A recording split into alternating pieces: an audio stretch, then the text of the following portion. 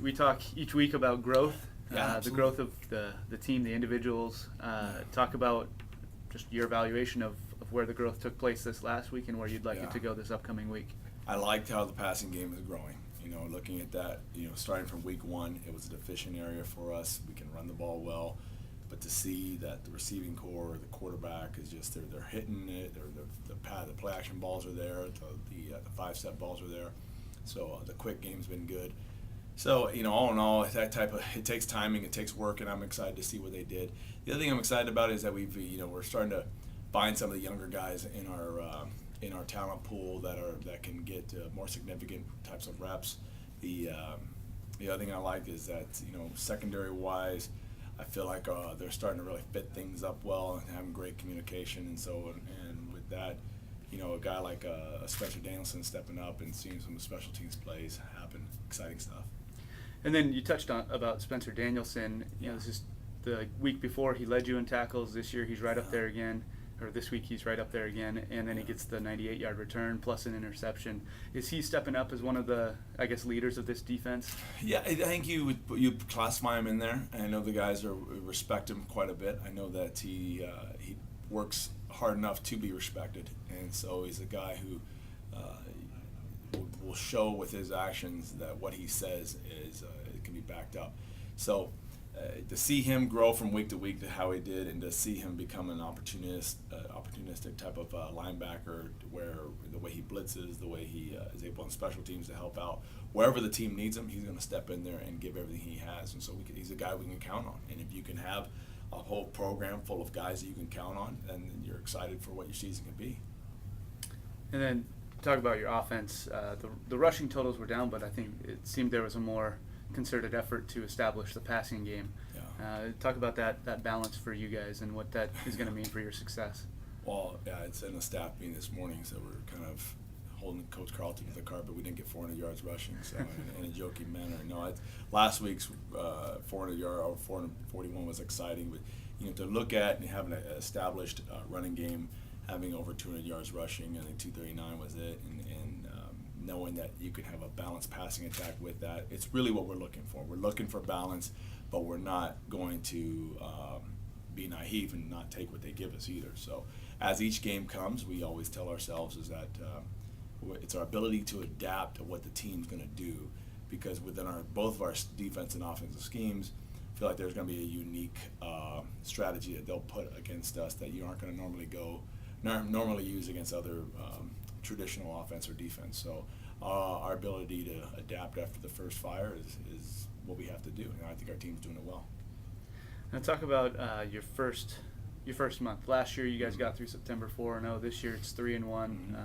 Seems like you've bounced back pretty well from the San Diego game, and I guess just compare the 2 years and what would you like to see out of your team this month? Well, as you're going in October, a lot shakes out in the season, and with the ratings, what happens. But as far as that, it's going back to what do we control? We control our technique, our vital few techniques that we assign our guys to take care of week in and week out. We just try to develop a culture of growth, and that's where our guys have got to have a mindset today. And as we correct the film, to say here's where you are, and this is the truth.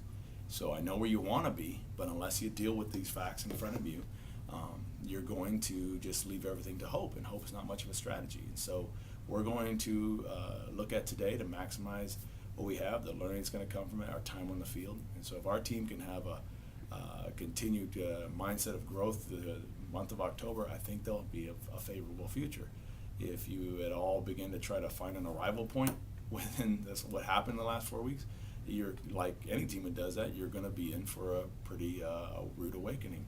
So with a team like Webb International coming in, we went and lost one in Florida last year to a last second field goal. And they're a good athletic football team. It's enough for us to handle for this week, and so we'll have to put our hard work in. I know you talked about Weber International. You tough loss, last second field goal. What sticks out to you on this year's roster that you remember from last year?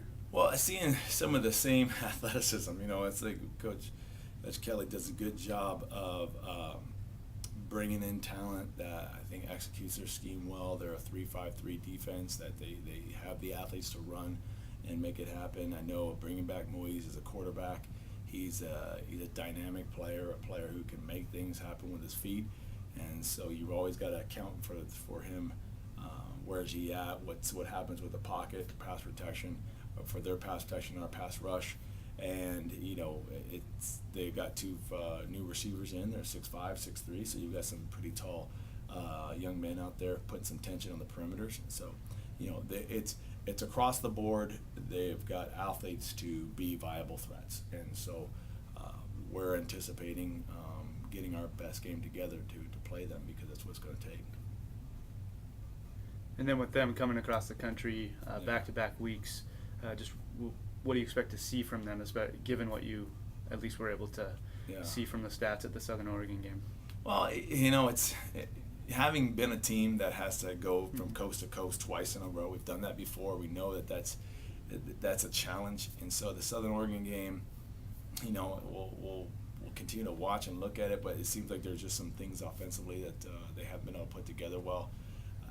Like I said, they're a group that they're a confident, athletic group, and I think that I'm sure that they'll put together their very best game for this week. So, with that, you've got a physical attacking defense. You've got an offense that can have big play potential at any moment. So, you've got yourself a full 60 minutes worth of football coming this Saturday night. Fifth home game in a row. What's been the biggest maybe hurdle, or have you guys hit a routine? Just same thing day in, day out. What's been the biggest thing you've noticed about that many home games in a row? Thing you love is the energy that it is, because being here at home, to have our fans, it's an exciting thing to be there. So what I love about being at home is the fact that you are at home. I mean that it just, your routine is not as taxing. I've got enough freaking flyer mileage to go around, but it's because we've been traveling for the last 6 years for everywhere. So to say, man, this is what's different about it is just being here nice and just be resting, but it's exciting because we have a great place to play. It's a great fan base, and I think there is guys are getting a routine, but we know we have road games down the line, and so you just take it for what it is, enjoy the moment, and I'm really happy for these seniors. Unfortunately, we only had 3 home games last year, and I know going into the GNAC League next year gives us a good set amount of home games, so we're just happy to be able to have these home games here and get after it. And then talk about the character of your team. When we talked about those penalties earlier, 2 of those touchdowns were called back on the same drive. Yeah. You still end up getting points out of the drive. You got a field goal. That was the first drive of the game. Yeah. Just talk about them being able to, put that behind them, and what did that tell you? How encouraging was that for you? Well, that's the thing. If you say you want to be a champion in this game, if you say you want to be a December type of team, if you can have all these dreams and goals, writing down's easy, but it's how do you manage that moment? And it's those moments like that when your hard work is pulled back due to one mistake, and not only that, twice in a drive, 2 touchdowns are pulled back. To say I'm going to keep focusing and still come out with points, that speaks a lot. It speaks a lot to the leadership of this senior team. It speaks a lot to the character of the entire group. That the game is more about managing the moment, and it's a lot more about just maximizing it instead of looking backwards, trying to look ahead. What you do in the moment is critical for this whole game, and how you handle it. If you want to let your emotions get the best of you and run away with this thing and start to pity party about what happened in the last calls, you're gonna lose, and you're just not gonna, and you're gonna never achieve the potential that you possibly have. And for us, we talk all the time that potential's worth 0. It's what do you do in the moment to take one step forward, and our guys did that this last Saturday. What do you see as the keys to this week's game? Discipline, absolute discipline, because you're looking at it. You brought it up already with the penalties, and you brought up with, some of the things, with some missed opportunities we still had. We've got a couple touchdowns that are just a little overthrown. So there's more points on the board to be had, and there's a couple times defensively where we let them get off the hook on a 3rd down. That those are the kind of opportunities that we've got to take advantage of and be disciplined, because it's when you watch the tape, it's a matter of one young man not playing within the scheme, not playing according to what the techniques that are demanded of him. And I appreciate that. I know that in his heart he wants to win. I know he's trying to give his 100% effort. Yet there's a direction and a technique that's got and a discipline that has to go with each play. And once we can capture that for a team for an entire 60 minutes, you know, this team can be outstanding. But in the meantime, you know, we're not there yet. So we've got to become an even more disciplined team. Even though this is a good group, they're great guys. They want the best for each other. They want the best for the program. Yet there's a level of excellence that we're shooting for, and we're gonna get it.